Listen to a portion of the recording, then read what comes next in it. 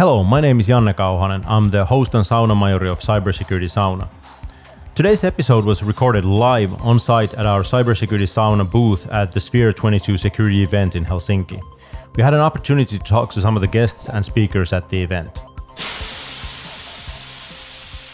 So I have here with me Johanna Småros, the co-founder of RELEX Solutions. You're an expert in supply chain management, is that correct? Yes, I guess you can say so. At least I have a very long experience in the field, but It's a very complex and diverse field. So there's many types of supply chains. So I'd say I'm pretty good at retail and consumer goods supply chains. Well, that's good to understand. The COVID pandemic that we're sort of now getting towards the tail end of, that has been a big disruption in a lot of areas. Is supply chain management in your field, is that one of them? Absolutely, and I think we've never seen as many headlines in normal news press about supply chains. So finally supply chains became interesting for, the layman, but unfortunately for a pretty bad reason. So I think we've seen shortages and capacity issues and labor shortages and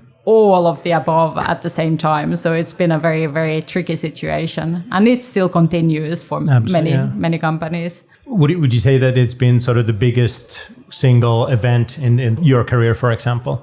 Absolutely. So I think what makes this unique is there was disruption both on the demand side as well as on the supply side, with factories being closed down and things like that.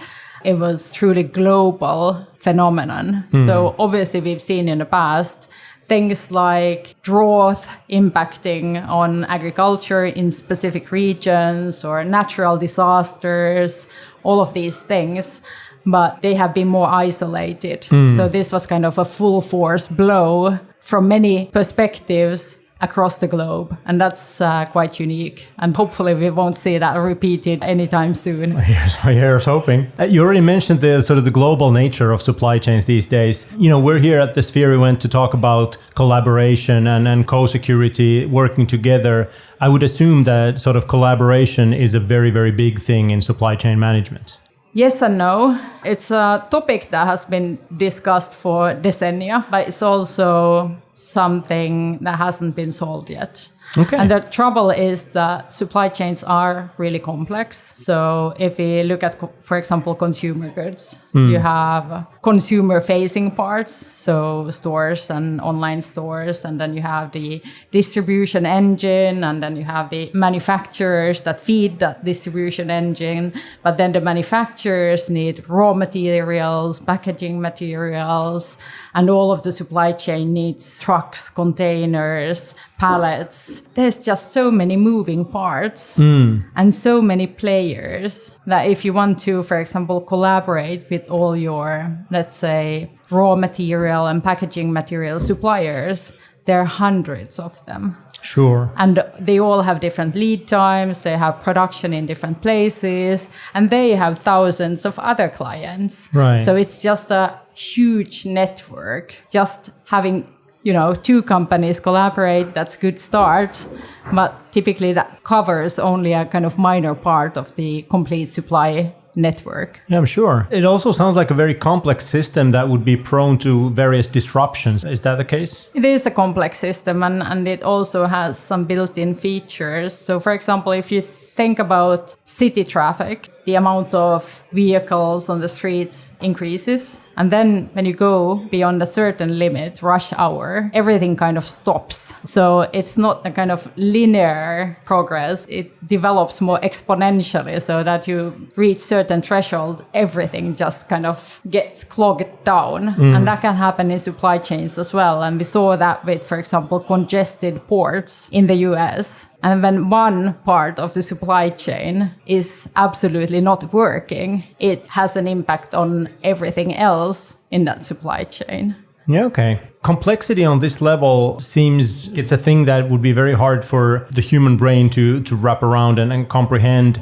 But on the other hand, it does sound to me like an area where machine learning and AI would be at its best. Is that the case? Yes, in many cases, you can get huge benefits by moving into a more data-driven system. But of course, the limitation of software is it knows the data you show it, but then there can be quite a lot of data in the outside world that isn't captured in a proper way. And I'd say in supply chain, some parts are highly kind of digitalized already. But then, for example, in the transportation sector, there's still quite a bit of pen and paper work. So you kind of send a shipment, it's recorded somewhere, and then it's kind of empty black box. And then it appears somewhere else at some point, and hopefully at the right time. But if it doesn't, you may not even get any advance notice that this is going to be late. So there's quite a lot of data gaps still in the supply chain. Well, that's certainly been my experience as a consumer. For example, when I'm waiting for a package, like I'll get the notice that it's now being processed somewhere, and then it takes ages for it to appear on my door. And I'm like, where is the package? And I'm sure that the carrier knows where it is at any given time. But is that not the case then? Not necessarily. Yeah. And then, of course, as you can imagine, nowadays, a single company can have tens of different systems. And in a supply chain, you have tens of or even hundreds of different players. So there's quite a number of these systems, and not all of them talk to each other at this point. Okay, getting back to the machine learning, one of the things that I know AI is good at is sort of spotting trends and patterns that we as humans haven't sort of realized were there. So is this the emergence of AI and machine learning? Is it teaching us something about supply chains that we didn't know before? I think the biggest advantage we've seen in using machine learning is actually the kind of accuracy, the level of granularity that you can achieve. So we use machine learning extensively in demand forecasting. And what it allows us to do is to capture the impact of demand influencing factors like weather on a very, very local level. Yeah. So this product is weather sensitive in this specific store. And it's sensitive to, temperature change or amount of sunshine. And then we can, combine it with a weather forecast and get a much more accurate demand forecast. Well, that's so interesting. But that's on a very specific level. What about then on the other end of the scale, on the very general level? Like, supply chain management in cybersecurity has been something that a lot of companies are thinking about and worried about.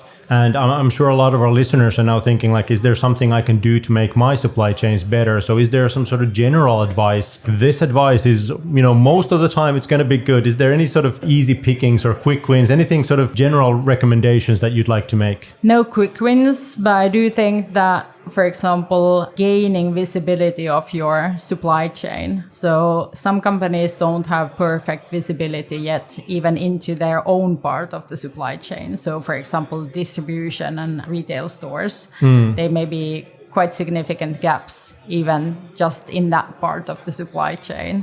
So I do think that many companies have now kind of seen the light and the importance of having data from different parts of the supply chain so that they can see in advance if there's some trouble boiling in the supply chain and take action already before it's kind of an emergency or a big problem that's already become a problem. So sometimes if you, for example, can detect that you're going to have supply shortages of certain components or raw materials, if you have good visibility, you can understand exactly which products are impacted, how much you are foreseeing to sell off those, what inventory you already have available, what kind of gap this lack will create. And then you can start planning, do I have other products that I can use to fill that same demand? Can I source this from somewhere else? And so on.